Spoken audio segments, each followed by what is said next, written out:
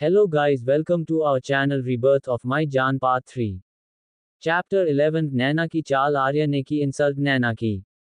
पिछले चैप्टर हमने पढ़ा कि कैसे आ रहे हो मोना क्या उसके द्वारा कॉलेज जा रही थी जिसमें मोना को आर्य समझती है किसी और के लिए अपने प्यार को नहीं छोड़ना चाहिए उनके लिए तो बिल्कुल नहीं जीना आपकी कदर ना हो वही मोना आर कीमतों को समझ जाती है दोनों ऐसी हंसी मजाक कर रही होती तभी कंपनी के ब्रांड एमजी पर शेरगिल कंपनी का ईमेल आता है जिसमें उन्हें आर्य के कॉलेज के 50% शेयर्स मांगता है जब मोना आर्य को ईमेल के बारे में बताती है तो आर्य उसे ईमेल का कोई जवाब ना देने को कहते और कहती इंतजार करने दो आखिर उन्हें भी तो पता चले किसी के वक्त की कदर क्या होती है कीमत वहीं दूसरी तरफ प्रधान अपने ऑफिस में बैठे हुए रखें उसे लॉकेट को देख रहा था हॉट शेप वाले जिसमें आगे आधी फोटो थी तभी वह प्रधान का असिस्टेंट पंकज आता है बोलना है कि शेरगिल कंपनी के सीईओ एमजी के शेयर्स खरीदने के लिए उन्हें ईमेल किया मगर एमजी ने उनके किसी भी ईमेल का जवाब नहीं दिया ऊपर से उन्हें ब्लॉक कर दिया है जिसे गार्डन कॉफी इंप्रेस हो जाता है और उसके लिए गिफ्ट ले जाने के लिए बोलना नेकलेस और गुलदस्ता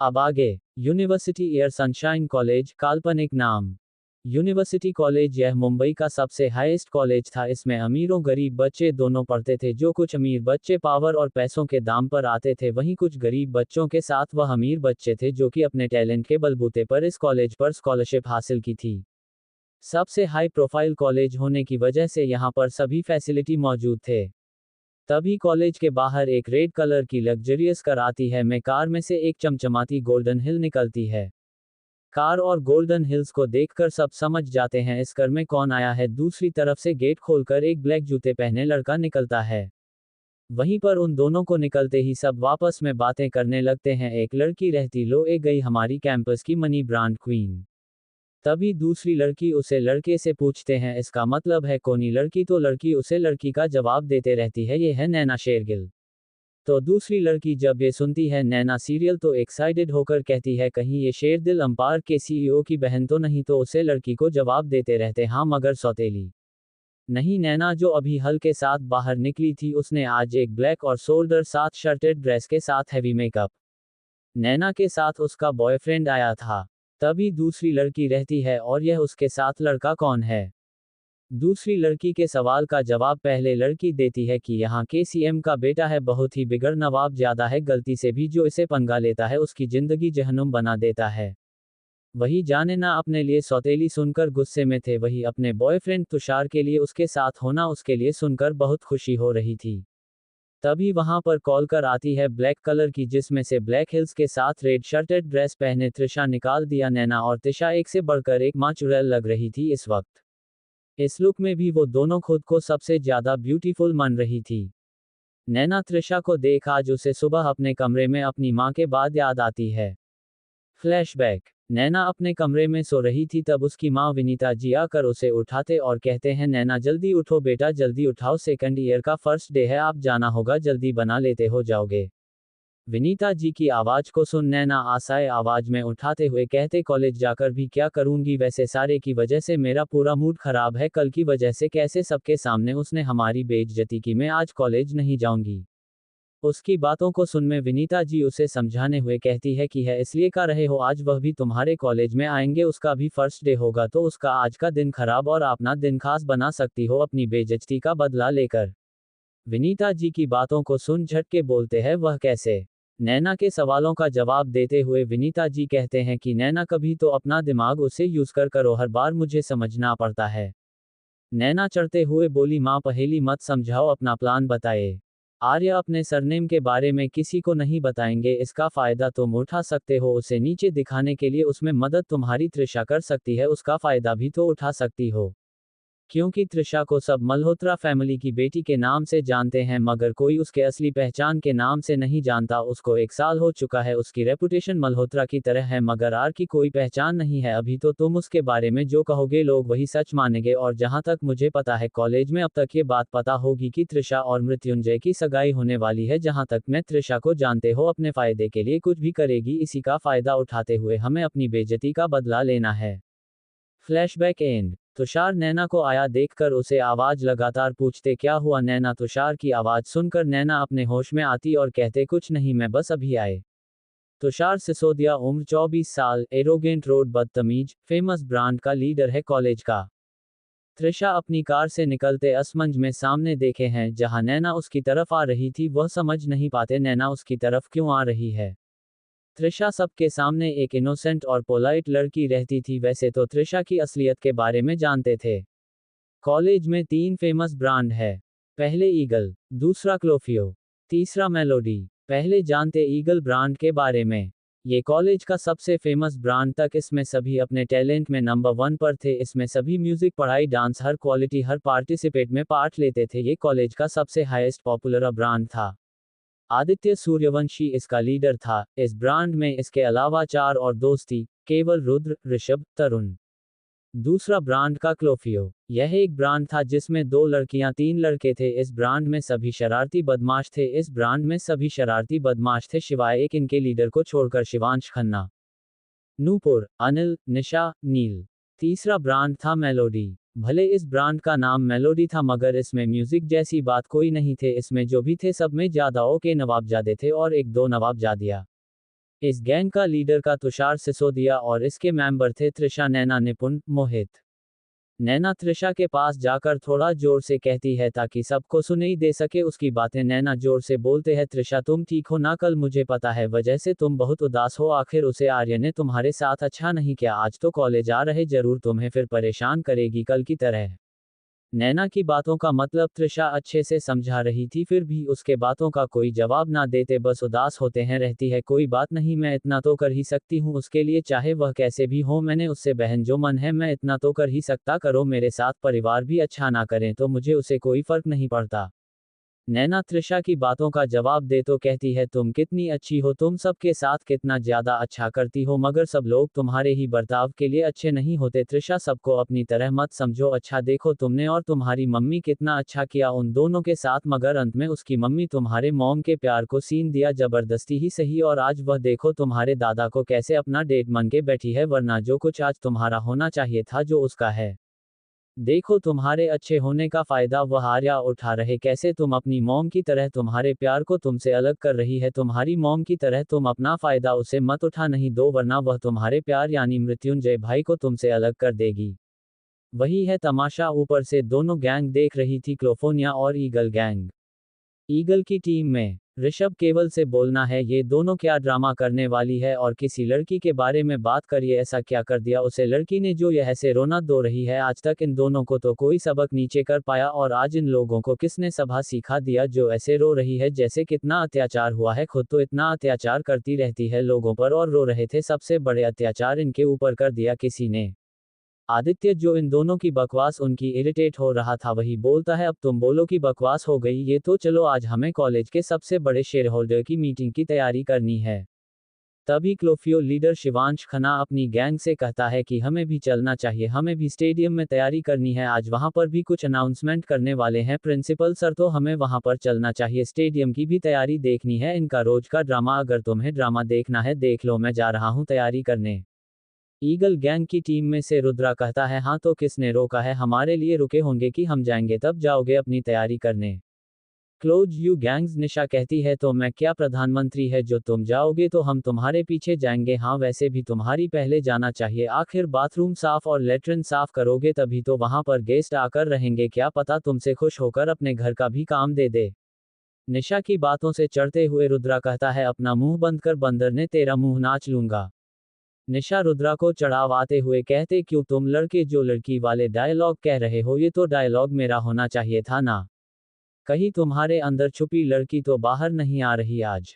आदित्य शिवांश चिल्लाते हुए निशा और रुद्र को कहते हैं, शट अप गाइज। तभी तरुण की आवाज सबको सुनाई देते हैं जो कहते, यह इतनी ब्यूटीफुल गर्ल कौन है। तरुण की आवाज सुनकर शिवांश और आदित्य भी उनकी टीम के साथ गेट एंट्रेंस में देखते हैं, जहां पर एक पतला सा क्यूट सी लड़की रही थी, उसने वॉट शर्ट पहनी हुई थी साथ में ब्लैक शॉर्ट। नहीं जान त्रिशा और नैना अपनी चाल चलने में लगी थी, तभी उनको ध्यान जाता है कि सब उनकी जगह गेट के इंटरेस्ट पर देख रहे। जब उनकी नज़र गेम के इंटरेस्ट पर जाती तब उन्हें पता चलता है जो लड़की वहां पर आ रही है वह आर्या, जिसे देखकर उसकी आंखों में नफरत और गुस्सा साफ दिखाई दे रहा था, क्योंकि उन दोनों के अलावा कोई और सेंटर ऑफ अट्रैक्शन बन गया था। वही आर्या जो उनके पास से जा रही थी बिना उनकी तरफ देख इग्नोर करते हुए, ये दोनों को देख बर्दाश्त नहीं होता। वह आर्या को रोक के नैना कहते, कितनी बेशरम, मुझे यहाँ ऐसे शान से जा रही हो तुम्हें, तुम त्रिशा से माफी मांगनी चाहिए, कल तुमने कैसे उसे सबके सामने बेइज्जती की त्रिशा की, वह तो मासूम है ना, तभी तुम्हें कुछ नहीं रहती, तुम्हें तो शुक्र मनाना चाहिए, उसने तुमसे कुछ ना कहा मगर तुम तो उसकी मासूमियत और अच्छाई का फायदा उठा रही हो, तुम जैसे बेशर्म और सेल्फिश लड़की मैंने देखी नहीं। आर्या चढ़ते हुए बोले, अच्छा है नहीं देखी तो देखोगे भी नहीं कि आर्य मल्होत्रा सिर्फ एक ही है, मुझे सब बने के लिए लोगों में जिक्र होना चाहिए जो तुम लोगों में है नहीं, मैं जैसी हूँ सबके सामने तुम लोगों की तरह नहीं हूँ, मैं बेशर्म हूँ सबके सामने दिखाई, तुम तो महा बेशर्म हो, तुम तो कुछ दिखाई नहीं जैसे, सॉरी मैं तो भूल गई, तभी भी दिखा तो रही हो अपनी बेशर्मी। वैसे कौन से टाउन मार्केट शॉप से ड्रेस लिए है, छुपाने का तो पता नहीं मगर दिखाई बहुत कुछ दे रहा है। तुम जितना बुरी समझते मैं इतनी बुरी भी नहीं हूँ, देखो मैं तुम्हारे लिए कितनी फिक्र है, अभी रुको मैं तुम्हारे लिए कुछ लेकर आए, ये कहते हो आर्या आसपास देखने लगते हैं जहां पर एक आदमी बुरा सा झाड़ू लगाते हुए दिखता है, उसके ऊपर एक गमछा होता है गंदा सा, जिसे देखते ही आर्या की आंखें चमक जाती है। वहीं दूर से ये सब ईगल और क्लोरोफोरिया गैंग बहुत इंटरेस्ट के साथ देख रहे थे, वही आदित्य और शिवांश जो जाने वाले थे वह आर्या के रिएक्शन को देखकर जैसे इम्प्रेस हो गए थे। आर्या उस बूढ़ा आदमी के पास जाकर उनसे कहता, काका मुझे आपसे कुछ चाहिए, तो वह बूढ़ा आदमी आर्या को देखकर कहता है, बोलो बेटा क्या चाहिए। वहीं आर्या उनके गमछे की तरफ इशारा करके कहती है, मुझे आपका ही गमछा चाहिए, फ्री में नहीं, आपको इसके बदले कुछ दूंगी। वही ईगल और क्लोरोफोरिया गैंग सुनती है तब आर्या बाकी बच्चों की तरह अमीर जादियों की तरह बिगड़ी हुई लगती है, मगर आर्यन सबके विचारों को गलत साबित करते आर्य काका से उनका गमछा मांगने के बदले उन्हें काका खाने की इजाजत मांगती है, आज से मैं आपको काका कहूंगी, आप मुझे बेटा कहा है इसलिए तो आपसे उस हक में आपसे कुछ भी मांग सकते, तो आप मुझे गमछा दे दीजिए, मैं आगे बटनों को सुनो। काका मुस्कुराते हुए कहते हैं, आपको बेटा का इसलिए आपको मैं दे रहा हूँ। आर्य के कहने पर काका उसे गमछे को निकालकर आर्या के हाथ में दे देते, आर्या बड़ी मुस्कान के साथ गमछा लेकर नैना की तरफ चली जाती है, वहीं आर्य के कदम से कुछ कोई समझ नहीं पाता, तभी आने नैना के पास जाकर रहती है, मैं तुम्हारे लिए गिफ्ट लाए और तुम्हें ये बहुत अच्छा लगेगा, क्योंकि एक गिफ्ट तुम्हारी सोच से बहुत अच्छा है और तुम्हें पसंद नहीं आया, इसमें तुम्हारी गलती की तुम्हारी सोच गलत हो। ये कहते हुए आर्या रहे हो गमछा ले जाकर नैना के पूरे ऊपर के भाग को ढक देते हैं जहां से उसकी क्लीवेज पूरी साफ दिखे रही थी। नैना वह कपड़े को दूर हटाते हो कहती है आर्या से, ये क्या गंदा कपड़ा डाले बदतमीज लड़की। आर्या नैना की तरफ मुस्कुराते बोल, तुम्हारी सोच से तो साफ ही है, जिसमें तुम्हारी माँ ने एक ही चीज बड़ी है, कैसे अमीर लड़कों के बिस्तर पर जाकर उन्हें फंसाया जाए। Follow the story junction 01 channel on WhatsApp. URL chapter 12 eagle क्लोफिनिया गैंग। आर्य के सामने नैना अपने बॉयफ्रेंड के साथ कॉलेज जाती है, कॉलेज आने के बाद इस तरह से मिलती है जहां पर त्रिशा और मैंने कुछ ऐसी बात करते जिसे लगता है कि सबको किन आर्य जी ने परेशान के हुए गलत लड़की है जो कि त्रिशा की माँ कहा उसने कि माँ ने त्रिशा की माँ के जगह उसके प्यार को छीन की शादी कर ली। वही त्रिशा के साथ आर्या वही करना चाहती है, ये सब नैनो कॉलेज के बीचों बीच का रही थी चिल्ला कर, तभी वहां पर आर्या एंट्री होती है। वह इस कॉलेज के सबसे 3 फेमस ग्रुप थे, एक था ईगल क्लोनोफोलिया मेलोडी, 2 ग्रुप ऊपर थे जो कि सबसे हाईएस्ट है, और जो तीसरा ग्रुप था जो लोगों को रेगिन और परेशान करने के लिए मशहूर था, गरीब बच्चों को, तुषार सिसोदिया जो कि MLA का बेटा था।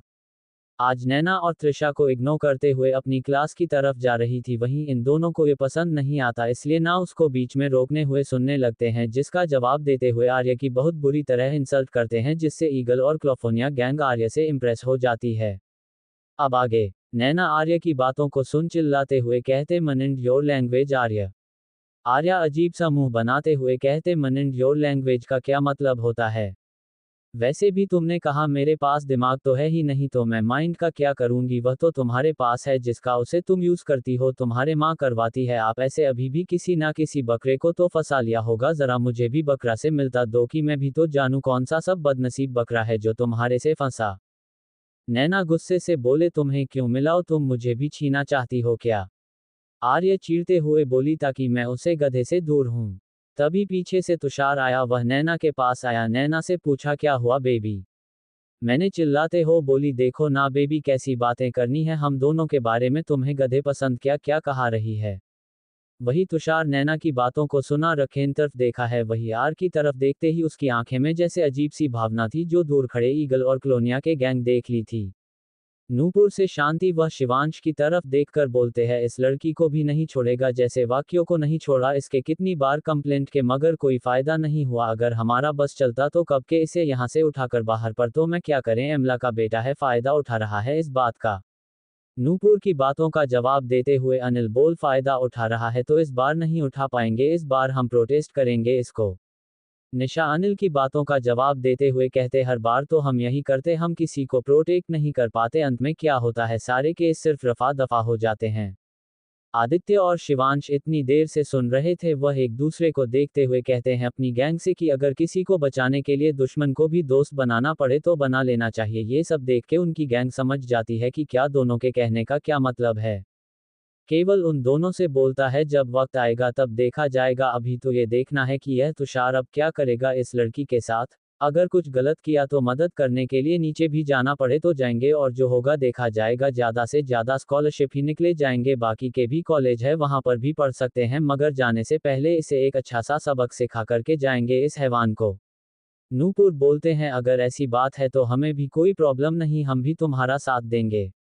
दूसरी तरफ आर्या तुषार के नज़रों में अपने लिए अजीब सी फीलिंग महसूस करती है, जिससे उसकी आंखें लाल हो जाती है गुस्से से, क्योंकि वह तुषार की आंखों में दिखे रही भावनाओं का मतलब अच्छे से जान चुकी थी। वही नैना जो सोचकर खुश हो रहे थे कि तुषार उससे अपनी बेइज्जती का बदला लेगा और सबके सामने आर्या की बेइज्जती करेगा।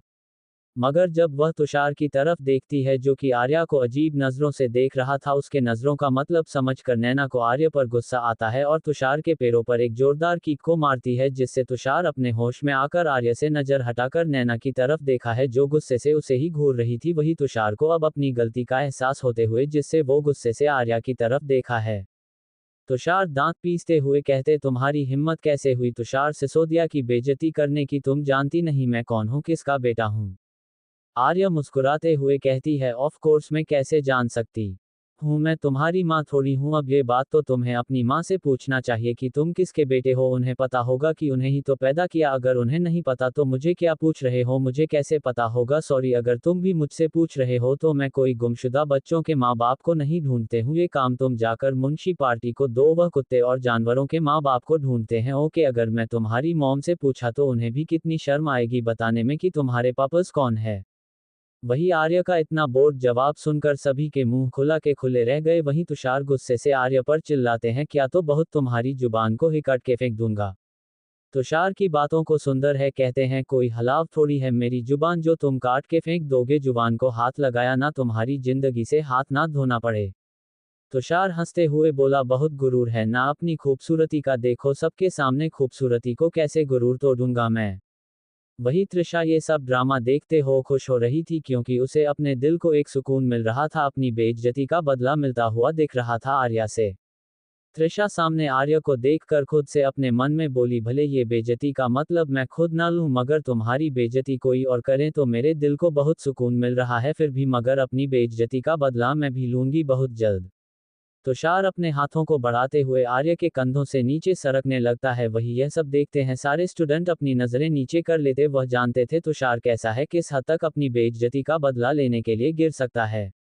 निशा सब की तरफ देखकर कहते हैं, यार हमें उसकी मदद करनी चाहिए, बने तुषार अपनी बेइज्जती को बदला लेने के लिए कुछ भी करेगा। इस बार रुद्रा भी निशा की बातों को बिना किसी फाइट के मान जाता है, क्योंकि वह देख रहा था कि अभी एक लड़की की इज्जत की बात है, जिसमें उन्हें अपने लड़ाई को साइड रखकर अपनी इंसानियत दिखानी चाहिए। आदित्य और शिवांश एक दूसरे की तरफ देखते हैं और बिना किसी से कुछ कहे सीधा नीचे की तरफ जाने लगता है। उन दोनों को नीचे जाते देखा सबके चेहरे पर मुस्कान आ जाते, क्योंकि वह जानते थे चाहे कितनी भी लड़ाई हो जाए, जब गलत होता है दोनों के साथ आई जाते हैं उसे गलत को सही करने के लिए। उनके पीछे उनके गैंग भी चली जाती है। आर्य के कंधों से हाथों को नीचे ले जा रहा था, तब की टॉप उसके शरीर के कंधों से नीचे शरीर के आ गई थी। वही इस वक्त आर्य का और काफी डेंजरस था। वही आर्य गुस्से से कहते, अपना हाथ हटाओ। मैं तुषार हंसते हुए कहते, क्यों बेबी, मसाज अच्छी नहीं लग रही है तो चलो किसी खाली क्लासरूम में चलते हैं, वहां अकेले में तुम्हें बॉडी मसाज दूंगा जो एक लड़का एक लड़की को देता है बेड पर। ये कहते हुए तुषार का हाथ आर्या की चीट से कुछ इंच दूर था। वही तुषार की बातों को मतलब सुनकर सभी स्टूडेंट को गुस्सा आ रहा था, मगर कोई भी तुषार से पंगे लेकर खुद को कोई झमेले में नहीं फंसाना चाहते थे। मगर नैना त्रिशा को मजा आ रहा था इन सब को देखने में। नैना जल्दी से किसी को मैसेज करती है और कहती है आर्या की ये वीडियो बनाकर ऑनलाइन पोस्ट कर दो, टाइटल पैसों के लिए कुछ भी करूंगी मैं ये लिखकर। मैसेज करने के बाद नैना काफी खुश थी कि तभी उसकी खुशी की ब्रेक लगाते हुए उसके कानों में तुषार की एक दर्दनाक चीख सुनाई दी। इस वक्त जो आदित्य और शिवांश के साथ ऊपर से नीचे आ रहे थे, सामने का नजारा देख दंग रह गई कि आखिर ऐसा भी कोई कर सकता है। क्योंकि आर्य ने तुषार के उसे हाथ को जिससे उसने आर्या को हाथ लगाया था उसको ही पूरी तरह मोड़ दे, तो जिससे उसका हाथ पूरी तरह से हड्डी टूट गई थी और वह हाथ को पकड़ते हुए दर्द से भीलख रहा था नीचे जमीन पर बैठे हुए। वही नैना और तुषा को समझ में नहीं आया कि अभी हुआ क्या। वह जल्दी से नैना अपने होश में आए तुषार के पास बैठे हुए करी, तुषार तुम ठीक हो ना, तुम्हें ज्यादा दर्द हो रहा है। तुषार की हालत एक आर्य पर चिल्लाते हुए नैना बोली आर्या क्या बदतमीजी है, और तुम तुषार का हाथ को क्या कर दिया, देखो तो कितना दर्द हो रहा है उस। आर्य नैना की बातों को सुन नैना की तरफ देखते हुए स्माइल करते हो बोली मुझे नहीं पता कितना दर्द हो रहा है, मगर मैं तुम्हें अभी एहसास कर सकता, अगर तुम अपना हाथ जो तो मैं उसे पर एक और ट्राई करके बता सकती हूँ तुम्हें। त्रिशा आर्य के पास आते हुए मासूम बनकर बोली आर्या तुम क्या कर रही हो, क्यों सबको दर्द दे रही हो। नैना मैं तो ये सब मेरी वजह से किया था, उसके आगे त्रिशा बोलती कि तभी उसे आर्य के आवाज से जो बहुत से ज्यादा डोमिनेटिंग और गुस्से में भारी हुई थी। आर्या त्रिशा को देखते हुए बोलते जब तक तुम्हें बोलना था तब तुमने बोला नहीं, अभी भी चुप हो जाओ वरना तुम्हारी हालत इससे बुरी करूंगी। कल की बात याद है ना, पार्टी वाले उसे भी ज्यादा बुरी हालत थी, यहाँ होगी और बेइज्जती के साथ। मैं त्रिशा मासूम बनते हुए पीछे हो जाते को कैसे पता था कि अरे अभी गुस्से में वह उसकी बेइज्जती कल से भी ज्यादा कर सकती है। वह अपनी बेइज्जती कॉलेज के सामने नहीं करवाना चाहती थी, इसलिए वह समझदारी पीछे होने में ही दिखाई है। त्रिशा आंखों में नमी और हल्की सी उदासी के साथ पीछे होती है, जैसे उसे लगता है कि आर्य उसके साथ कितना बड़ा किया और यही बात वह बाद में अभिजीत जी को बताकर आर्य को सजा दिलवा सकती है। वही आर्य त्रिशा के बटनों को इग्नोर कर अब जाकर नैना के पास जाकर अपने पैरों के घुटने के बाल बैठते एक पैरों के पंजे के बल बैठे अपने हाथों को तुषार के बालों में ले जाकर हल्के से मसाज करते हैं। उसका चेहरा ऊपर उठती है और एक मुस्कान लाती है, मगर वह मुस्कान अचानक ही गायब हो जाती है। वही नाना तुषार के बालों में से आर्य के हाथों को हटाते हुए आर्या से कहते हैं क्या कर रहे हो, और हाथ नहीं हटाए तुम्हारे लिए अच्छा नहीं होगा, तुम्हारे जानती नहीं हो तुषार कौन है, मायले का बेटा है, अगर उसे कुछ भी हुआ तुम्हारे लिए अच्छा नहीं होगा, उसका भाई भी तुम्हें नहीं छोड़ेगा। नैना ने इतना ही कहा था कि आर्य ने तुषार का कर वहां पर रखे एक पत्थर पर जोरदार से मारा, और जिसे आर्य के इस क्रिया से नैना के साथ तुषार की भी एक जोरदार चीख निकाल गई। आर्य के इस हरकत से नैना अंदर तक कांप गई और तुषार से दूर होकर बैठ गई। इस वक्त नैना के माथे से पसीना आ रहा था डर के मारे और बॉडी शिविर कर रही थी। वही जो लोग अभी आने की खूबसूरती में खोए हुए थे, वही उसका इतना खतरनाक रूप देखकर उनके अंदर तक रूह कांप गई थी, मगर तुषार के साथ ऐसा हाल देखते उन्हें खुशी भी थी। वही ईगल और कॉलोनियल गैंग के वॉइस को तो जैसे कोई फर्क नहीं पड़ता, मगर नूपुर निशा की हालत खराब हो रही थी आर्य के रूप को देखकर। नूपुर अनिल को पकड़ा होता, निशा ने नील को। जब आर्य ने तुषार के सर को पत्थर पर मारा तो निशा ने दोनों आंखों को बंद करके नील को पकड़ लिया था और अभी अपनी एक आंख खोलकर आर्य को देखते हुए सभी से बोली जिससे हम एंजल समझ रहे थे वह तो महाकाली निकली, अब तो हमें भी सब बच के रहना पड़ेगा। रुद्र निशा को छेड़ते वाला क्यों, तुम उसे छेड़ नहीं जाओगी जो तुम्हें उससे बच के क्यों रहना पड़े, जब तक छोड़ोगे नहीं उसे तब तक तुम्हें फोड़ेगी नहीं। निपुर रुद्र को चुप करते हुए चुप हो जाओ, वह कोई तरबूज नहीं है जो मेरी बहन को फोड़ देगी। वहीं पर प्रिंसिपल और दमेम सब कॉलेज के प्रोफेसर ए जाते हैं, क्योंकि किसी ने बता दिया कि तुषार जो कि माँ का बेटा है उसे किसी लड़की ने मारा है, जिसे सोचकर वह घबरा जाता है। जल्दी से उसे बचाने के लिए बाहर आते हैं, मगर उन्हें भी विश्वास नहीं हो रहा था किसी लड़की ने इतने बड़े हैकेट लड़के को मारा, वह भी इतनी बुरी तरह। दिवाकर सक्सेना जो कि इस कॉलेज के प्रिंसिपल थे, वह आर्य के सामने आकर उसे पर चिल्लाते हुए कहते हैं लड़की क्या कर दिया ये तुमने, कैसे हिम्मत हुई तुम इस कॉलेज में गुंडागर्दी करने की। वही आर्या प्रिंसिपल को देखकर तेरा मुस्कुराते, क्योंकि वह जानती थी कि यह प्रिंसिपल कौन है, क्या रिश्ता है इसका तुषार से। वही प्रिंसिपल आर्य को यूं मुस्कुराते हुए देखकर उन्हें गुस्से से पागल हो जाते हैं। वहीं आर्य का वह कुछ कहते तभी उनके सामने ईगल गैंग और क्लोरोफोरिया के आर्य को प्रोटेक्ट करने के लिए प्रिंसिपल के सामने आ जाती है। वही आर्य उन लोगों को देखकर पहचान जाती है, क्योंकि पिछले जन्म की यादें उसके पास थी। वही प्रिंसिपल सर गैंग उन दोनों गैंग को देखते हुए कहते हैं इसके साथ तुम्हें भी सजा मिलेगी मेरे काम में। वहीं दूसरी तरफ ओबरॉय कॉरपोरेशन में चैप्टर 13 आर्या को मिली सजा, कृद्धन मृत्युंजय का आमना सामना। पिछले चैप्टर में पढ़ा कि आर्या जब नैना की बेइज्जती करती है तो नैना गुस्से में आकर आने पर चिल्लाती है और तभी तुषार आ जाता है और नैना के गुस्से को देखकर वह सामने आने को देखा है जो खूबसूरत लगती है जब भी उसे उठने की कोशिश करता है गलत इरादे से। जब ये दोनों गैंग देखते हो ए रहे हो बचाने के लिए नीचे आती है वहीं नैना और त्रिशा खुश हो रही होती है मगर उसके अगला एक्शन देखकर उनकी रूह कांप जाती है। आर्या नहीं तुषार का एक हाथ पूरी तरह से तोड़ दिया था जिसकी पूरी हड्डी चूर चूर हो चुकी थी। वही जो दोनों के आगे की मदद करने के लिए रहे थे आर के क्षेत्र को देखकर वह भी शॉक हो गए थे मगर एक उन्हें अच्छा लगा रहा था कि आर्य को देखकर वही कोई प्रिंसिपल दिवाकर को बता देता है तुषार को किसी ने बहुत बुरी तरह मारा जिस वजह से वह तुषार को देखने के लिए मैदान में देखने के लिए जाते हैं। तुषार की हालत को देखकर सामने वाले खड़ी लड़की को देखकर और ज्यादा सूख जाते क्योंकि आर्य की उम्र भी 19 साल की थी और वह इसने अपने से बड़े लड़कों को इतनी बुरी तरह मारा था। प्रिंसिपल दिवाकर सक्सेना आर्य को कुछ करने जाते हैं तो उनके बीच में आर्य को बचाने के लिए आदित्य और दी शिवांश की गैंग आ जाती है। सामने ईगल और कॉल ऑफ यूनियन गैंग को देखकर प्रिंसिपल गुस्सा होते हैं क्या तुम लोग अभी मेरे सामने से नहीं हटे तो इस लड़की के साथ तुम्हें भी सजा मिलेगी।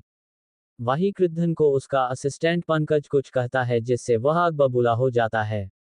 मृत्युंजय के पास एक वीडियो आता जिसे देखकर वह गुस्सा से आ जाता है। अब आगे ओबरॉय कॉरपोरेशन कृद्धन के केबिन में पंकज नॉक करके आता है और कृद्धन की केबिन के सामने खड़ा हो जाता है। कृद्धन उसको देखते हुए बोलते का इशारा करता है तो डरते हुए हकलाते हुए पंकज सिर्फ इतना कहता है वो सर। कृद्धन इरिटेट होकर पंकज की तरफ देखते हुए कहता है मैंने तुम्हें यहाँ बकरी की तरह रखते रिपीट रिकॉर्डर की तरफ वह मैं करने के लिए नहीं रखा जो बात है वह सबको अगर नहीं है तो मुझे इरिटेट मत करो अगर इरिटेट करना है तो जाकर अपनी पनिशमेंट के लिए तैयार हो जाना क्योंकि मैं तुम्हारी इस वहम से इतना इरिटेट हो चुका हूं कि अगर कोई जरूरी बात के बिना तुमने यह वहम नहीं बंद किया बताया तो तुम्हारे लिए अच्छा नहीं होगा। पंकज कृद्धन की बातों को सुन अंदर तक कांप जाता है और एक सांस में जल्दी से बोलना है सर वह कॉलेज में आज मैम गई थी उनके साथ अमला के बेटे ने गलत व्यवहार किया जिससे मैम ने गुस्से में आकर उन्हें मारा और कॉलेज में इसी वजह से जल्दी ही वोट मीटिंग बुलाई गई है मैम को सस्पेंस या सजा देने के लिए। वही यह सब सुनने के बाद कृद्धन गुस्से में पहल हो जाता है कैसे उसकी जान को किसी ने उसके अलावा गलत इरादे से हाथ लगाए उसके होते हुए इस सोचते सोचते कृद्धन का दिमाग फटने को हो रहा था और पंकज से कहता है किसकी इतनी हिम्मत जो मेरी जान को हाथ लगाया और ऊपर से उसी के ही कॉलेज से बाहर निकले मैं भी देखत हूँ कि मेरे होते हुए मेरी जान को कॉलेज से कौन निकालता है मेरे ही कॉलेज से।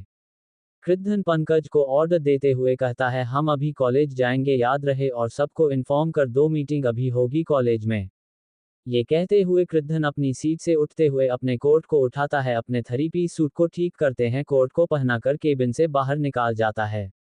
कृद्धन के जाने के बाद पंकज केबिन के गेट को देखते हुए कहता आज पता नहीं किसकी शामत आया है इस यमराज को क्या जगाने की जरूरत आज पता नहीं किस किस पर गुस्सा निकालेगा किस किस बात के लिए। पंकज अपने हाथ जोड़ते ऊपर देखते हुए भगवान से प्रार्थना करता है कि इसका गुस्सा मेरे पर ना निकले चाहे किसी भी फटे।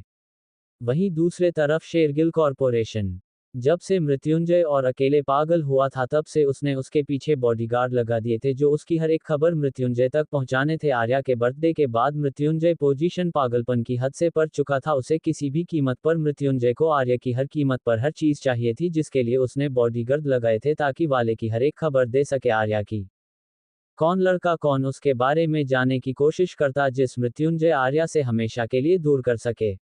इसी में से एक बॉडीगार्ड मृत्युंजय के पास कॉलेज का वीडियो भेजो था जिसमें तुषार आर्य के करीब जाने की कोशिश कर रहा था उसका गलत इरादों से आर्य को छूना से बातें करना उसकी आंखों में आर्य के लिए हवा साफ दिख रही थी।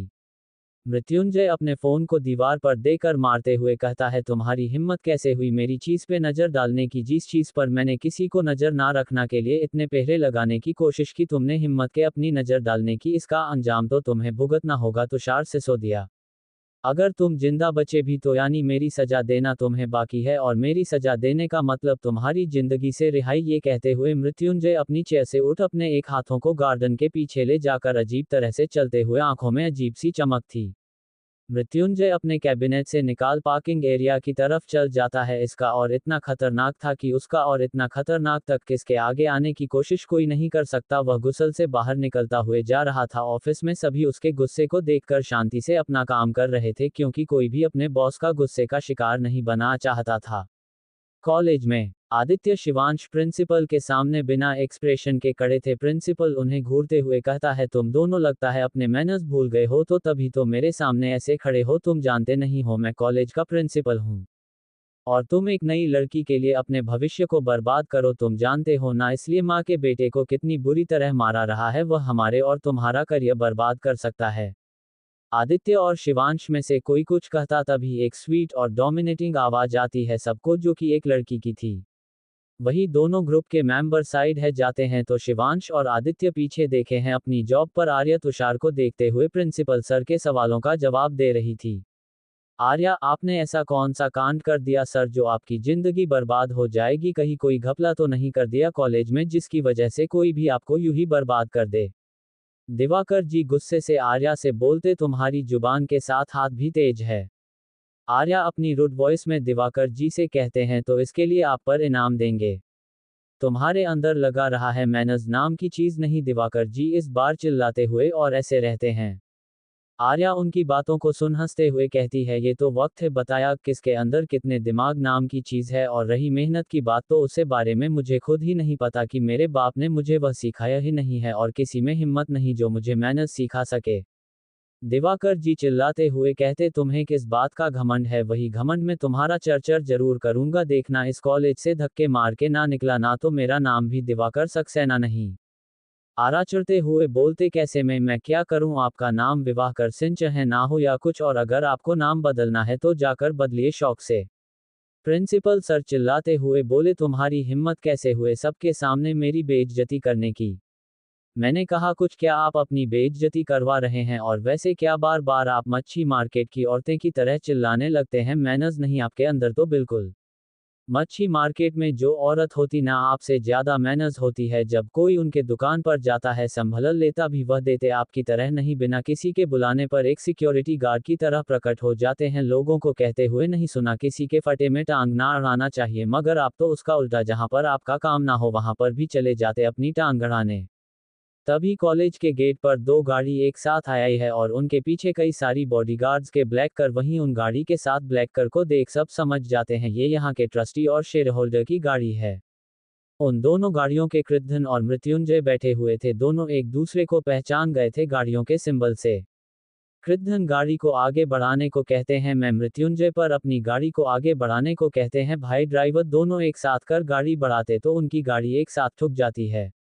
वही आर्य इन दोनों कैसे पागल जैसी हरकत देखकर गुस्से से अपने मन में कहती है, पागलों को सब होल्ड किसने बना दी? दिमाग नाम की चीज ही नहीं, एक साथ ऐसी हरकत करेंगे तो स्टूडेंट पर क्या असर पड़ेगा?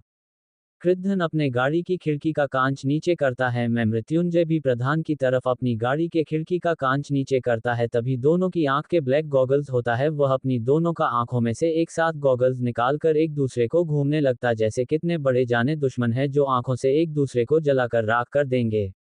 अब चैप्टर जब डालेंगे तब सारे रीडर देख लेंगे चैप्टर और लाइक कमेंट करेंगे। हेलो फ्रेंड, कल भी और आज भी मैंने चैप्टर दलल रही हूं और आपके कमेंट से रहे हैं, मगर लाइक और कमेंट सब चैप्टर काम में है, तो मुझे आपके 100% कमेंट लाइक शेयर चाहिए। ऐसे तो मेरी कहानी के रिव्यू नीचे चले जाएंगे और साथ में जो आप आ रहे हैं एक्टिवेट रीडर है वह भी नीचे चले जाएंगे, जिससे कहानी बंद हो जाएगी। तो फिर मुझे मत कहना कि आप स्टोरी कंटिन्यू करिए। लाउडली क्राइंग, दिल टूटना दिल टूटना दिल टूटना दिल टूटना दिल टूटना दिल टूटना, लाउडली क्राइंग दिल टूटना, लाउडली क्राइंग दिल टूटना, लाउडली क्राइंग दिल टूटना, लाउडली क्राइंग दिल टूटना, लाउडली क्राइंग।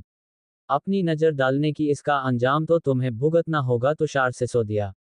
अगर तुम जिंदा बचे भी तो यानी मेरी सजा देना तुम्हें बाकी है, और मेरी सजा देने का मतलब तुम्हारी जिंदगी से रिहाई। ये कहते हुए मृत्युंजय अपनी चेयर से उठ अपने एक हाथों को गार्डन के पीछे ले जाकर अजीब तरह से चलते हुए, आंखों में अजीब सी चमक थी।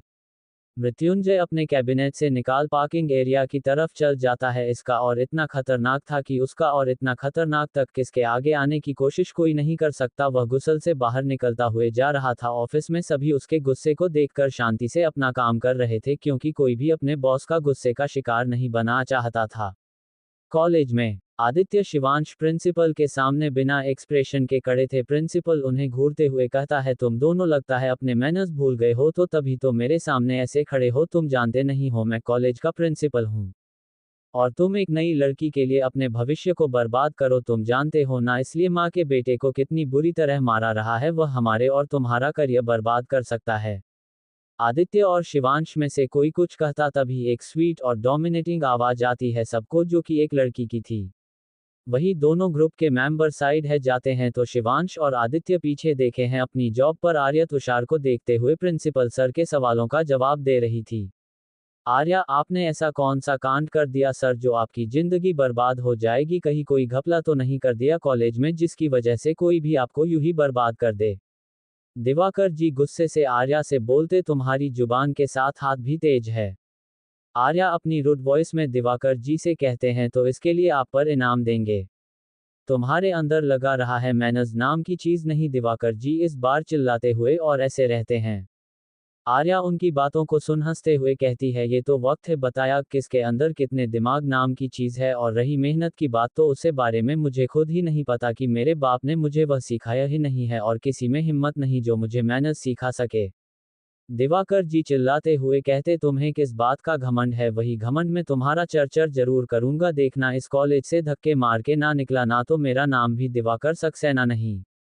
आरा चढ़ते हुए बोलते, कैसे मैं क्या करूं? आपका नाम विवाह कर सिंह चाहे ना हो या कुछ और, अगर आपको नाम बदलना है तो जाकर बदलिए शौक से। प्रिंसिपल सर चिल्लाते हुए बोले, तुम्हारी हिम्मत कैसे हुए सबके सामने मेरी बेइज्जती करने की? मैंने कहा कुछ क्या आप अपनी बेइज्जती करवा रहे हैं? और वैसे क्या बार बार आप मच्छी मार्केट की औरतें की तरह चिल्लाने लगते हैं? मैनर्स नहीं आपके अंदर तो बिल्कुल। मच्छी मार्केट में जो औरत होती ना आपसे ज्यादा मैनर्स होती है। जब कोई उनके दुकान पर जाता है संभल लेता भी वह देते आपकी तरह नहीं, बिना किसी के बुलाने पर एक सिक्योरिटी गार्ड की तरह प्रकट हो जाते हैं लोगों को कहते हुए, नहीं सुना किसी के फटे में टांग ना अड़ाना चाहिए, मगर आप तो उसका उल्टा, जहां पर आपका काम ना हो वहां पर भी चले जाते अपनी टांग अड़ाने। वही आर्य इन दोनों कैसे पागल जैसी हरकत देखकर गुस्से से अपने मन में कहती है, पागलों को सब होल्ड किसने बना दी? दिमाग नाम की चीज ही नहीं, एक साथ ऐसी हरकत करेंगे तो स्टूडेंट पर क्या असर पड़ेगा? कृद्धन अपने गाड़ी की खिड़की का कांच नीचे करता है, मैं मृत्युंजय भी। चैप्टर 14 एमजी की पहचान आई सामने। पिछले चैप्टर में पढ़ा था कि कैसे पंकज अपने बॉस को अपनी मैं के साथ हुए कॉलेज के हादसे के बारे में बताएं। वही यह सुनकर के बाद कीर्तन एक पल गवार कॉलेज के निकाल जाता है। मैं मृत्युंजय का बर्थडे कार्ड जो आगे के पीछे लगाया हुआ था उसने आर्य के साथ कॉलेज में बर्ताव का वीडियो बनाकर मृत्युंजय के पास भिजवा देता है, जिसे देखने के बाद मृत्युंजय गुस्से से कॉलेज के लिए निकल जाता है। वह पूरे कॉलेज के सामने आर्य ने प्रिंसिपल दिवाकर का जुलूस निकाल दिया था। इज्जत का दिवाकर गुस्से से पागल हो गया था। ऐसे ही में दोनों में बहस शुरू हो जाती है। कॉलेज के गेट पर तभी तो गाड़ियों के एंट्रेंस पर लाइन लगती है, जिनके पीछे बॉडीगार्ड की गाड़ी थी। वहीं गाड़ी को लेकर सब पहचान जाते हैं, ये कॉलेज के उस शेयर होल्डर की गाड़ियां हैं। वही लड़कियां तो पागल हो गई थी क्योंकि दो हैंडसम लड़के एक साथ आए थे। मृत्युंजय और कृद्धन आपस में ही लड़ने के लिए रेडी है। दोनों में से कोई भी अपनी गाड़ी पीछे लेने को तैयार नहीं था। एक शब्द गेट के अंदर आने के चक्कर में दोनों की गाड़ी फास चुकी थी और ड्राइवर को आगे चलने को कह रहे थे। अब आगे कॉलेज के सभी बच्चे दोनों के ड्रामे देख रहे थे, कैसे शेयर होल्डर आपस में ही लड़ रहे, एक आगे नहीं जाने दे रहा और एक पीछे नहीं जा रहा गाड़ी को। आर्या इतनी देर से जो वैसे ही गुस्से में होती, वह इन दोनों का ड्रामा देखकर गुस्से से फटने को हो रही थी। वही इन दोनों की लड़ाई को देखते ही फ्रस्ट्रेटेड होकर कहता है, ये शेयर होल्डर है कि बच्चे जो ऐसे लड़ रहे कॉलेज के लिए सामने, ये तो खुद बच्चों की तरह लड़ रही है, क्या किसी की लड़ाई सुलझ जाएंगे? वही रुद्रादित्य की बात को काटते हुए कहता है, लड़ेंगे नहीं, हमारे कॉलेज के ट्रस्टी है, स्टूडेंट का असर हुआ होगा। वैसे भी जैसे तुम और यह शिवांश दोनों लड़ते रहते हो वैसे ये दोनों लड़ रहे हैं। तुम दोनों का लड़ना तो समझ में आता है, ये तो सिर्फ एक गेट के लिए रेडी है, ना कि एक गाड़ी अगले एक पीछे। निशा चीरते हुए, अगर इतने ही समझदार हो तो जाकर उन्हें भी बता दो। रुद्रा खुद पर प्राउड करते हुए निशा से बोल, देखा तुम्हें भी पता चल गया, मैं इंटेलिजेंट हूं, मगर इनका समझाना मेरे बस की बात नहीं, आखिर शेयर होल्डर है। रुद्र मुस्कुराते कहता है, चलो एक शर्त लगाते हैं कि इनमें से कौन पहले गाड़ी पीछे लगा, ब्लैक गाड़ी वाले लगा या वह नेवी ब्लू? निशा बोली, जब लगा ना तब का तब देखेंगे, मगर अभी यह क्यों आए? तो लंच में आने वाले देना, हमने तभी तैयारी भी नहीं करी ड्रामा के चक्कर में। यह ऐसे लड़ते गए तो कहीं की मीटिंग है यही ना करवानी पड़े। रुद्र मुंह बनाकर बोला, मैं कोई सामान उठाकर नहीं आने वाला है यहाँ पर। आदित्य गुस्से से बोला, कभी अपना दिमाग उसे कर लिया करो, जब देखो जब बकवास करते रहते, चुपचाप शांति के साथ खड़े रहो। रुद्र अपने आसपास देखते हो बोलो, मगर शांति है, कहा तुमने तो मुझे कभी नहीं मिलने और आवाज बोल रहे मैं उसके साथ खड़ा रहा हूँ, वैसे कैसे खड़ा हो जाऊं अनजान लड़की के साथ। निशा उससे गुस्से से बोले, अब बेवकूफ वह लड़की वाली शांति नहीं, वह साइलेंट वाली शांति। बोला है, इतना बेवकूफ कौन कैसे हो सकता है, वैसे अपनी मम्मी से पूछा था क्या खाकर तुम्हें पैदा किया जो इतने बेवकूफ वाले सवाल करते हो, कहीं दिमाग घर पर तो छोड़कर नहीं आ गए थे पैदा होते वक्त। रुद्र चढ़ते हुए बोला, दिमाग घर पर छोड़कर आऊंगा तो यहाँ क्या, तुम्हें लेकर आऊंगा साथ में। आर्या इतनी देर से जो वैसी चिड़ी हुई थी सामने का ड्रामा देखकर, वह निशा और रुद्र को गुस्से से देखते हुए चिल्लाते हुए कहती है, just shut up both of you. बस एक कॉलेज के चिड़ियाघर है जो जहां पर हर प्राणी मिलता है एक अजीबो गरीब शख्सियत के साथ। अरे तुषार की तरफ हाथ करते हुए कहते, एक महाशय है जो जहां देखो हाथ साफ करने पर तुले रहते हैं, और एक तुम दोनों बिन पेनी के लोटे वाली बात करते रहते हो। किस कॉलेज में कोई नॉर्मल इंसान नहीं है, एक से बढ़कर एक नमूने पाल रखे इस कॉलेज में। ये कहते हो सामने देखना लगती है जहां पर वह पागलों की तरह दोनों एक दूसरे को घर रहे थे। आर्या फ्रस्ट्रेटेड होकर कहती है, जैसे लग रहा है मैं कोई कंपटीशन देख रहे हैं ना हम ऑडियंस और यह पार्टिसिपेट, एक से एक गधे पड़े हैं मेरे आसपास। आर्या अपने आसपास देखते हैं तो नूपुर के बालों में हेयर पिन दिखती है, जिसे देखकर उसकी आंखों में चमक आ जाती है। वह नूपुर के सामने अचानक से खड़ी हो जाती है, जिससे नूपुर एकदम से डर जाती है। आर्या क्यूट सा फेस बनाकर नूपुर से कहती है, तुम मुझसे क्यों डर गए, मैं क्या एलियन की तरह दिखती हूँ। आर्या की बातों को सुन सब उसे देखते हैं, अभी वह एकदम मासूम और क्यूट लग रही थी। रुद्रा आर्या को देखकर मुंह बनाते हुए कहते हैं, ये कितनी जल्दी रंग बदलती है। रुद्रा के बातें सुन आर्या उसे घूर के देखते हुए बोली, मैं क्या गिरगिट हूँ जो रंग बदल दूंगी। आर्या की बातों को सुन आर्या की बातों को सनरूट एकदम घबरा जाता है और त्रिशार का हालत याद करके कभी हाँ कभी न में गार्डन हिलता है, जिसे देखकर उसके फ्रेंड्स केवल ऋषभ, तरुण और निशा नूपुर नीलनिल हंसी छूट जाती है। रुद्र मुंह बनाकर बोला, मैंने कोई जोक थोड़ी मारा है, केवल अपनी हंसी कंट्रोल करते हुए का जोक नहीं मारा, मगर जोकर जरूर बन गया है। केवल की बातों को रुद्र गुस्से से कहता है, तुम बहुत ही बदतमीज हो।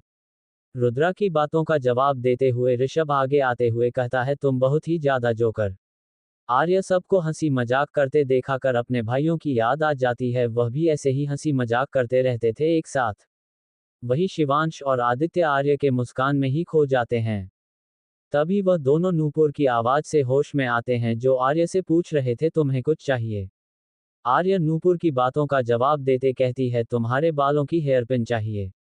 आर्या के सवाल का जवाब देने पर कंफ्यूज होकर बोलने हैं, हेयर पिन का तुम्हें क्या काम। आर्या मिस्टर शेरगिल और मिस्टर ओबरॉय की गाड़ी को देखते हुए कहती है, किसी की हवा निकालनी है। नूपुर कंफ्यूज होते हुए कहते, हवा किस कैसी। आर्या कहते, देखोगे तब समझ में आ जाएगा तुम्हें। नूपुर बिना कोई सवाल के अपने हेयर पिन निकाल के आर्या के हाथों में दे देती है। अरे उसे पी को लेकर मिस्टर शेरगिल और श्री ओबरॉय के गाड़ी की तरफ चली जाती है। मैं पूरा कॉलेज आर्या को देख रहा था, अब क्या कांड करने वाली थी वह, क्योंकि औरत की पर्सनैलिटी इतनी खास थी कि हर कोई उसकी तरफ अट्रैक्ट होकर देखने के लिए मजबूर था। मिस्टर शेरगिल गुस्से में मिस्टर ओबरॉय को देखकर बोले, आप अपनी गाड़ी पीछे लेंगे। मिस्टर ओबरॉय मिस्टर शेरगिल की तरफ एक डेविल स्माइल करते हुए बोले, क्यों आपकी गाड़ी में पहिए नहीं है, क्यों आप नहीं ले सकते अपनी गाड़ी पीछे है। मिस्टर शेरगिल, पहले मैं यहाँ आया हूँ तो मेरी ही गाड़ियाँ अंदर जाएगी। मिस्टर ओबरॉय, तो मैंने कब कहा, बाद में आप भी मेरे साथ ही आए हैं, वैसे नाम तो नहीं रखा कि पहले आप तो आए तो आप भी जाएंगे अंदर। मिस्टर शेरगिल इस बार गुस्से से चिल्लाते हुए बोले, मैं कोई मजाक के मूड में नहीं हूँ मिस्टर ओबरॉय। इस बार मिस्टर ओबरॉय में गुस्से से बोले, मैं भी कोई आपको एंटरटेन करने के मूड में नहीं हूँ। मिस्टर शेरगिल इस बार थोड़े शांति से आंखों में गुस्से लिए मिस्टर ओबरॉय से बोले, मैं यहाँ का शेरा होल्ड हूँ तो तमीज से बात कीजिए। मिस्टर ओबरॉय एटीट्यूड से बोले, मैं कोई यहाँ भजिया नहीं टलता हूँ, मैं भी शेयर होल्डर हूँ आप ही की तरह। वह उन दोनों की बात पूरे कॉलेज को सुनाई दे रही थी कि क्योंकि गुस्से से बोल कम चिल्ला रहे थे ज्यादा। रुद्र बोलो, कैसी टॉम एंड जेरी वाली लड़ाई कर रहे हैं दोनों, काश मेरे पास कैमरा होता, मैं अपने इंस्टाग्राम पर वीडियो शूट करके डाल देता तो मैं कितना फेमस हो जाता। निशा से चढ़ते हुए कहते, अगर तुम डालते तो अगले दिन जिंदा भी तो बचाने चाहिए तो फेमस होने के लिए।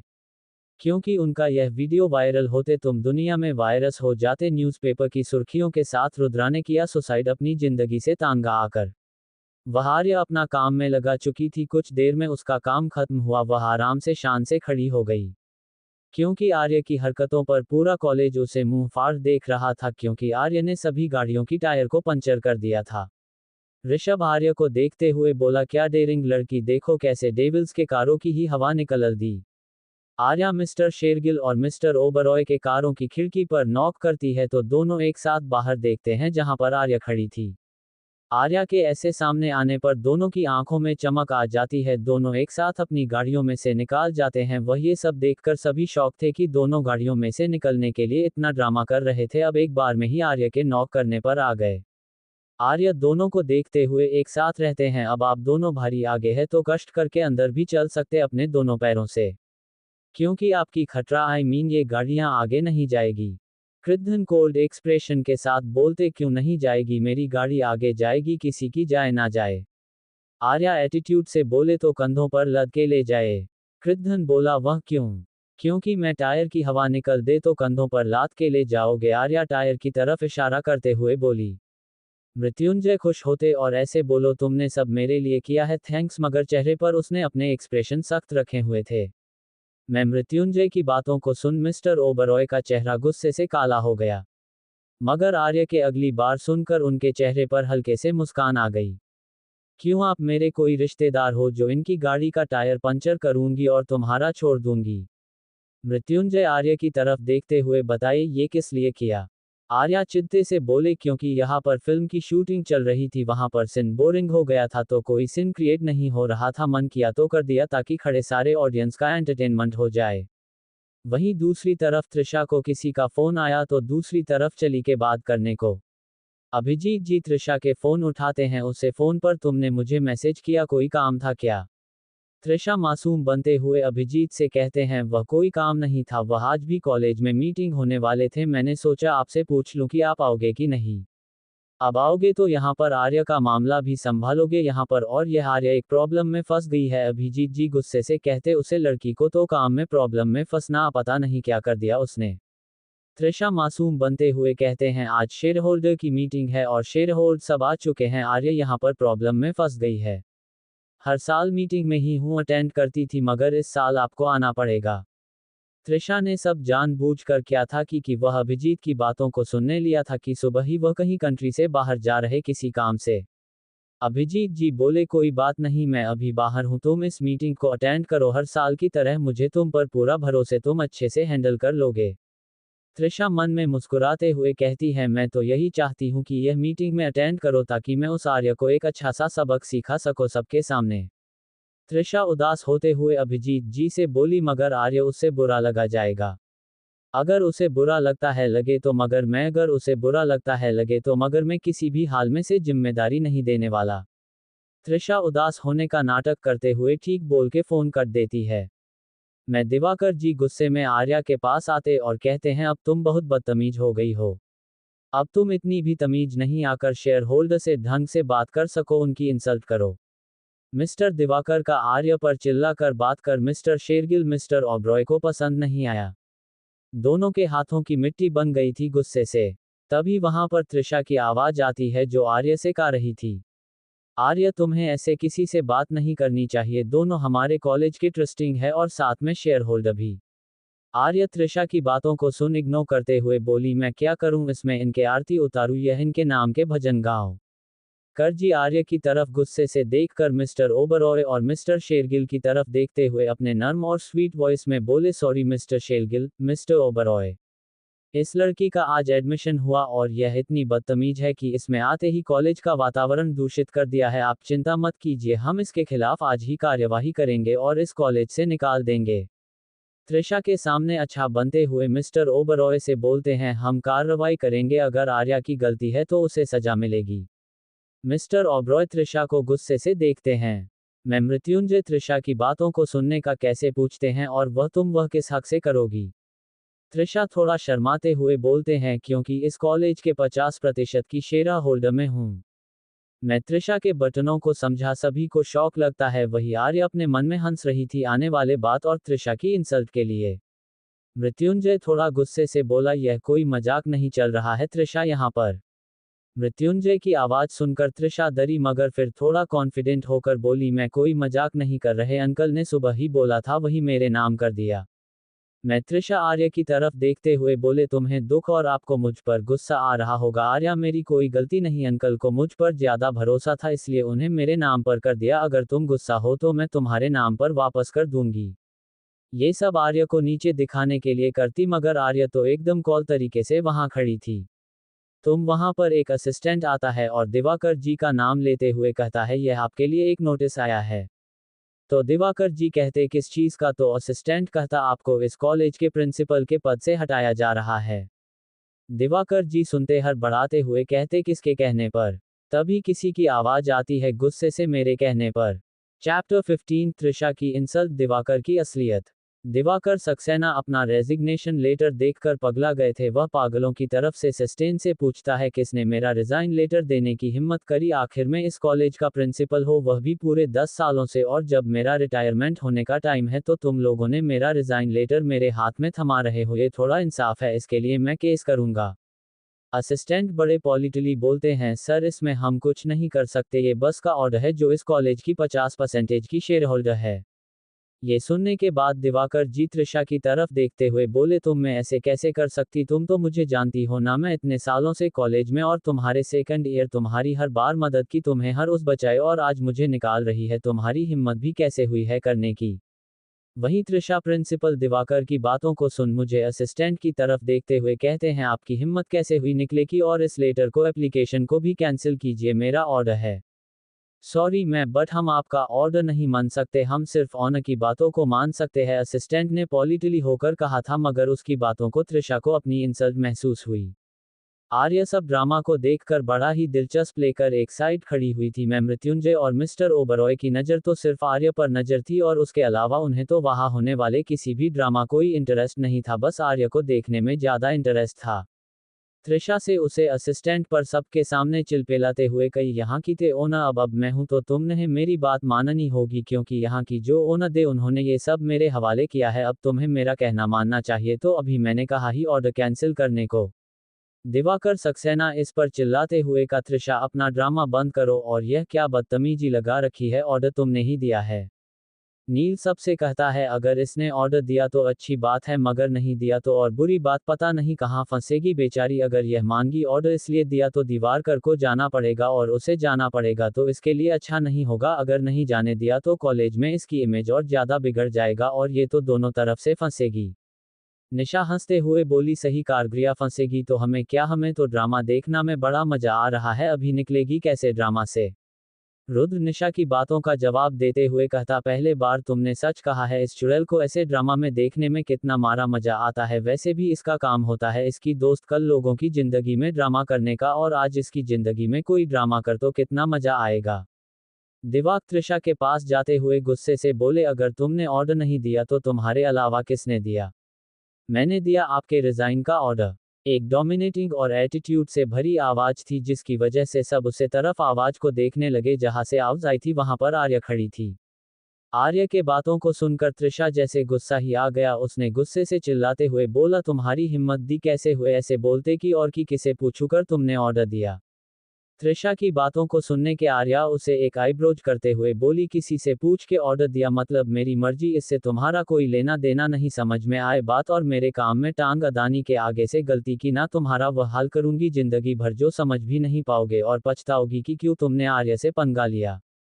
त्रिशा हंसते बोले, तुम लगा रहा है पागलों के, मेरी बात सुना नहीं है, अंकल यहाँ का ओनर मुझे बनाया तो तुम कैसे इसके फैसले ले सकती हो?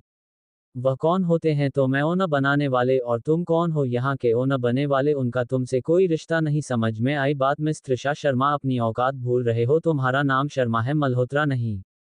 त्रिशा चिल्लाते बोले, अपने हाथ में रहो आर्य, यह मत भूलो कि तुम्हारे दादा ने मुझे प्रॉमिस किया है वह मुझे अडॉप्ट करेंगे, वह मेरी मॉम से क्या वादा नहीं भूलेंगे। आर्य से इस बार दांत पिसते बोली, भूल तो तुम रहे, तुम्हारी मॉम से तुम्हारी देखभाल करने का वादा किया है, जिंदगी भर तुम्हारी मासी का जिंदगी भर मल्होत्रा फैमिली बोझ उठेगी। मैं त्रिशा आर्य की बातों को अपने इंसल्ट समझते हुए गुस्से से बोलिए जो तुम इतना उड़ रही हो ना, ये जो तुम्हें मिला है वह मेरी और मेरी मॉम का था। ये तुम बोल रही हो तुम्हारी मम्मी मुझे छिनार मेरी मॉम से। आर्य हंसते हो अपने हाथों का सहारा लेकर गाड़ी के बोनट पर मिस्टर ओबरॉय की उसके ऊपर चढ़ने हुए अपनी हील से उसे पर निशाना बनाते हुए बैठ गई। वही गाड़ी लग्जरियस और ज्यादा अच्छी क्वालिटी होने के बाद उसे पर ज्यादा निशान है, बस एक धूल जितना निशान आया जो हाथों से ये किसी के पानी डालने से भी मिटाया जा सके। आर्य को हंसते हुए देखा त्रिशा गुस्से से बोल लगता है सच सुनने के बाद तुम्हारा दिमाग खराब हो गया। आर्या वैसे हंसते हुए त्रिशा का जवाब देते हुए बटनों का कहा सच सुनने के बाद मेरा नहीं तुम्हारा दिमाग खराब होगा।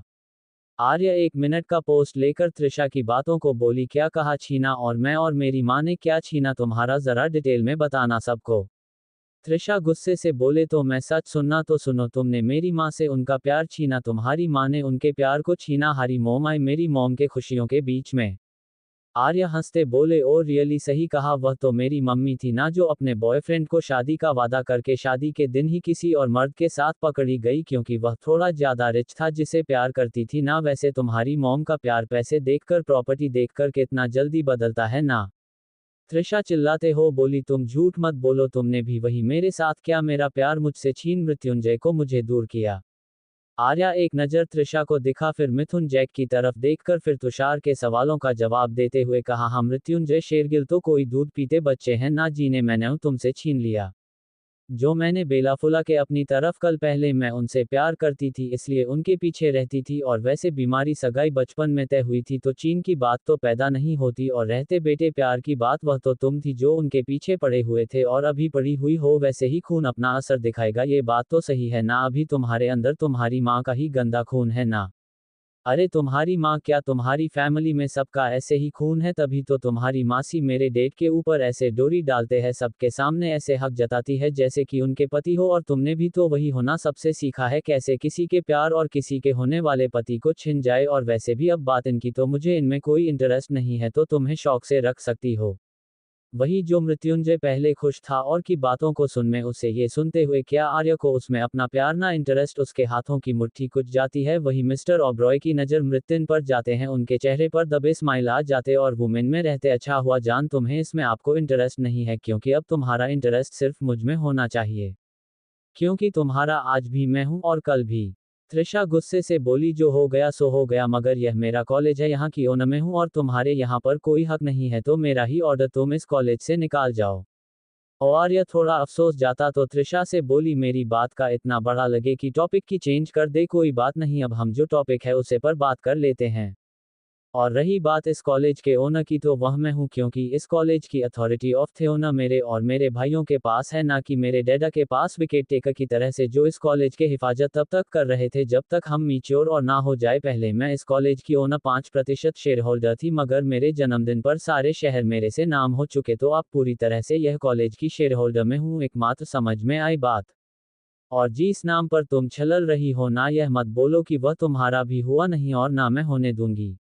आज शाम तक मल्होत्रा मैंशन से निकलने के लिए तैयार रहना, समझ में आई बात मेरी, मैं कहीं बेइज्जत कल किया था, आज कहीं धक्के मार के ना निकालना पड़े।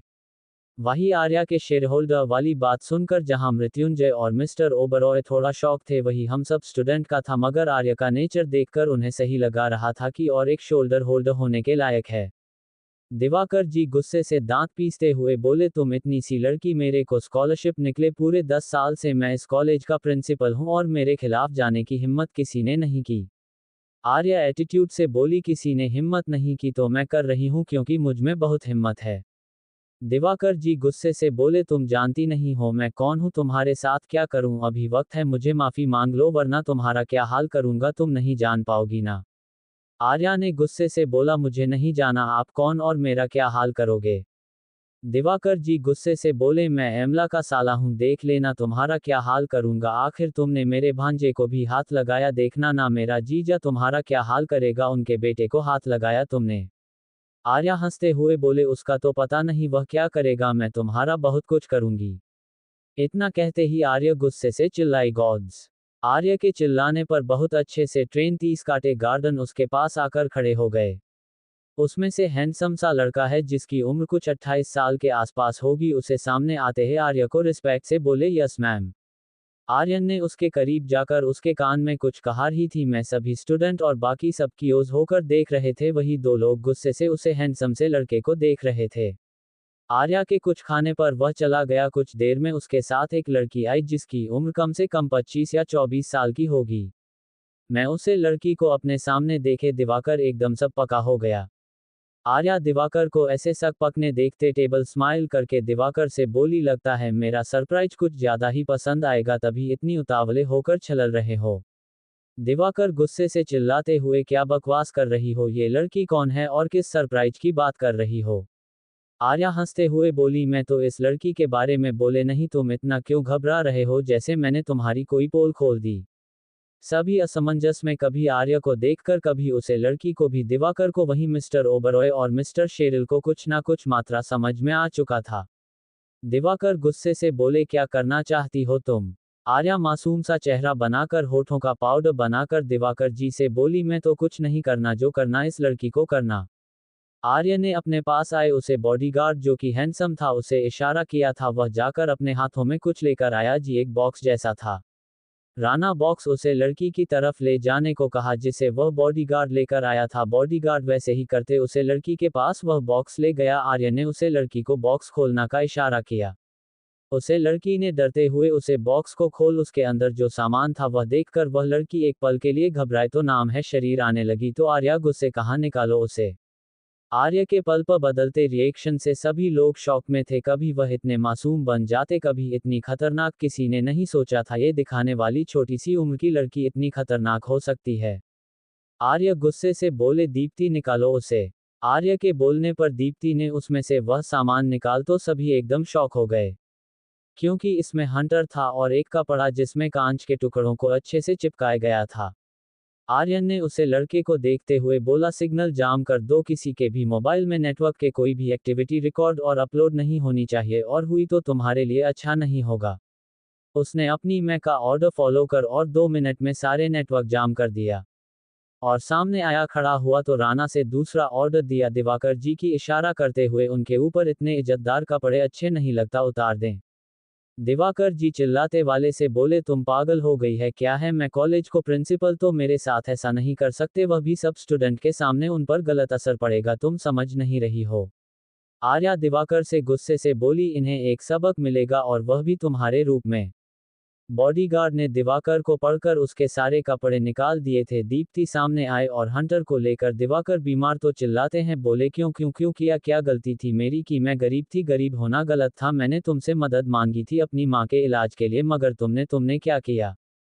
तुम एक प्रिंसिपल होकर गुरु हो कि तुमने अपनी हवस का शिकार बनाया मुझे इससे मान नहीं भरा, तो इन कॉलेज की लड़कियों के साथ तुमने ये सब, क्या तुम्हारे अंदर इंसानियत नाम की चीज नहीं है। कुछ देर में दीप्ति मार मारते थक जाती है और वहीं बैठकर रोने लगती है। दीप्ति के मरने से दिवाकर को ज्यादा चोट तो नहीं लगी थी, मगर हाँ, उसका थोड़ा सा शरीर लहूलुहान हो गया था। आर्य गाड़ी से उड़ते हुए दिवाकर के पास आए और उसके पास घुटनों के बाल बैठे, उसका सर के बालों को पड़ते जोर पकड़ के खींच, जिससे उसकी जोर की चीज निकल गई। अरे दांत पीते बोले, इतनी सी ही चीज निकल गई है तो शुरुआत है, अभी देखो डर तो मिलेगा तुम्हें असलियत में, वह भी आर्य जायसवाल के स्टाइल में, बेरहम और दर्दनाक।